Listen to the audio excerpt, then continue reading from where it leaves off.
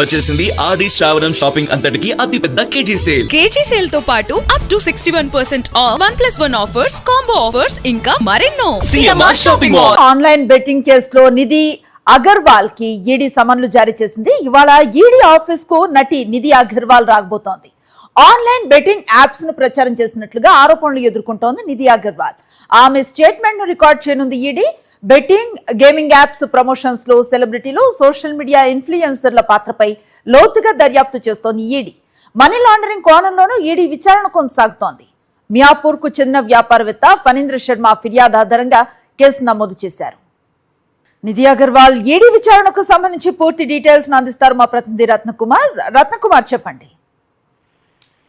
అనుశ్రీ, నటి నిధి అగర్వాల్ కు ఈడీ అధికారులు సమన్లు జారీ చేశారు.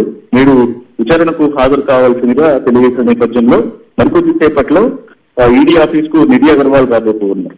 ఆన్లైన్ బెట్టింగ్ ప్లాట్ఫామ్ కు సంబంధించి వివిధ బెట్టింగ్ యాప్లను ప్రచారం చేశారన్న ఆరోపణల నేపథ్యంలోనే ఎఫ్ఐఆర్ నమోదైంది నిధి అగర్వాల్ పైన.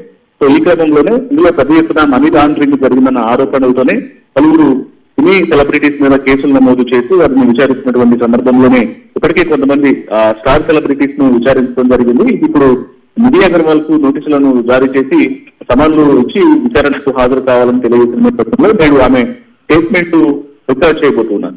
గత సంవత్సరం 2025లో దాదాపు 29 మంది ద్వారా ఈ బెట్టింగ్ యాప్స్ ప్రమోషన్ కు సంబంధించి గేమింగ్ యాప్లు, బెట్టింగ్ యాప్లను ప్రమోట్ చేశారన్న కారణంతో వ్యాపారవేత్త ఫణీంద్ర ఇచ్చినటువంటి ఫిర్యాదు మేరకు మియాపూర్ పోలీసులు కేసు నమోదు చేయడం జరిగింది.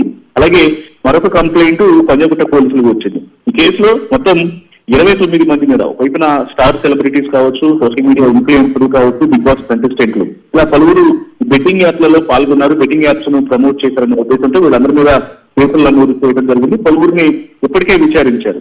ఇక ఇందులో పెద్ద ఎత్తున 100 కోట్ల రూపాయలు క్రిప్టో కరెన్సీ రూపంలో విదేశాల నుంచి ఆ సెలబ్రిటీస్ అకౌంట్లకు చేతులు మారాయి అన్న కారణంతోనే మనీ లాండరింగ్ జరిగిందన్న రీజన్ తో ఈడీ అధికారులు సైతం ఎఫ్ఐఆర్ నమోదు చేసి వీళ్ళందరికీ నోటీసులు ఇచ్చి విచారణకు పిలవడం జరిగింది. గతంలో అటు నటుడు ప్రకాష్ రాజ్, అలాగే రానా దగ్గుబాటి, మంచులక్ష్మి, విజయ్ దేవరకొండ లాంటి సినీ స్టార్స్ అందరినీ కూడా ఈ కేసులో విచారించింది ఈడీ అధికారులు. సో ఈ క్రమంలోనే నిధి అగర్వాల్ సైతం కొన్ని బెట్టింగ్ యాప్స్, గేమింగ్ యాప్స్ ను ప్రమోట్ చేశారన్న కారణంతో ఆమెకు నోటీసులను జారీ చేశారు.